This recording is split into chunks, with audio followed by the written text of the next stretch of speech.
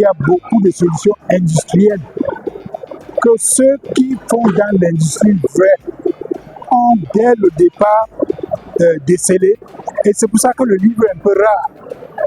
Bon, chez nous, les gens trouvent que le prix est élevé, alors qu'ailleurs, les gens ont déjà acheté toutes les premières productions.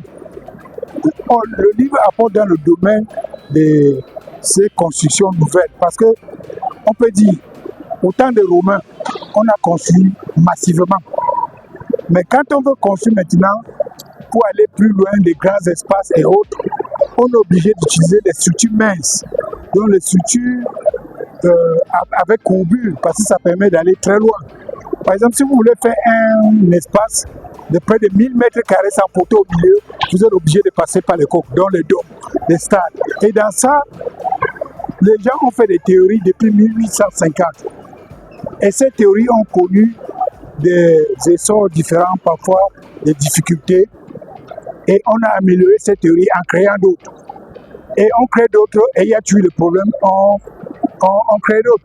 Or, dans le livre, on a revisité toutes ces théories-là en apportant des solutions là où les théories étaient limitées. C'est pour ça que le livre est très avant-gardiste, c'est très innovateur, parce que ça apporte la solution à plusieurs théories qui ont existé, qui ont eu des problèmes, et le livre les a résolus. Et c'est pour ça que les industriels ont pris ça très rapidement, parce qu'ils ont vu que ça résout les problèmes. L'ingénieur va prendre dans les sciences tout ce qui est d'actualité pour pouvoir résoudre ce problème. Vous ne pouvez pas dire à quelqu'un qui veut défricher un champ qu'il n'utilise pas un scie à moteur, quand il a la machette, qu'il ne doit utiliser que la machette. Et si la scie à moteur ne suffit pas, il va prendre un bulldozer, ainsi de suite. Donc, les ingénieurs doivent aller chercher dans les sciences fondamentales les derniers outils qui peuvent leur permettre de résoudre leurs problèmes. Parce qu'un ingénieur, c'est un technologue. C'est quelqu'un qui utilise la technologie. Et la technologie est basée sur la science. Et la science n'a pas de limites. Donc, il faut aller chercher dans la science tous les éléments qui permettent de mettre les moyens et de savoir-faire pour construire une technologie qui permet de résoudre le problème qu'il a comme défi à relever.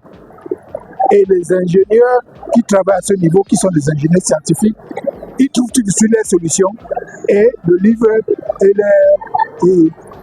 la solution de leurs problèmes. Et je vais vous donner quelques exemples. Les gens continuent à calculer les structures des ponts avec des théories qui étaient faites dans les années 1950. Alors que dans le livre, il y a des théories qu'on prend des jeunes enfants, j'en ai pris dans mon cabinet. Au bout de 3 mois, ils ont rédigé les logiciels qui vous permettent de calculer de façon plus optimale et plus sûre. Ça se trouve dans le livre. Il y a beaucoup de choses comme ça. Quand on veut construire des grandes structures qui vont tenir sur des très grands espaces, et parfois des petites structures, mais qui demandent une construction très sophistiquée, comme l'adduction d'eau sur le gorille là.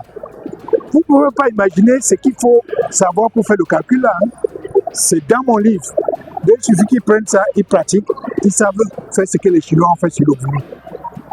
C'est dans le livre que vous allez trouver cette structure-là. Quand vous allez à Bonabéry, vous trouvez le château d'eau. Mais dans le château d'eau, il y a des bricoles dedans que les gens ne savent pas parce qu'ils n'ont pas la connaissance scientifique qui permet de faire un vrai calcul. Bon, on peut bricoler encore pour un château d'eau, mais imaginez que c'est une fusée. Vous ne pouvez pas. On ne peut pas dire que nous, actuellement, nous ne sommes pas capables de construire une fusée. C'est pour ça qu'il veut que les gens sortent de ce carcan-là, de croire que tout ne peut venir que d'Europe. Ces enfants peuvent construire des fusées. Nous avons commencé à parler des drones ici. Les drones n'étaient pas connus. Nous avons commencé à parler des véhicules modulaires ici. Les gens ne savent même pas encore ce que c'est que les véhicules modulaires. C'est pour résoudre le problème de Benskin. Nous sommes en train de vouloir construire un véhicule que vous pourriez comprimer ça et mettre dans votre maison même, si vous êtes même au 20e étage.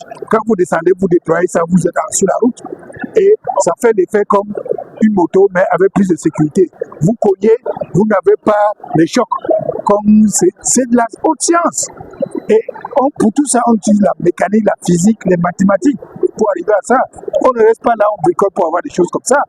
C'est pour ça qu'il a dit qu'ils doivent apprendre toutes ces notions fondamentales scientifiques.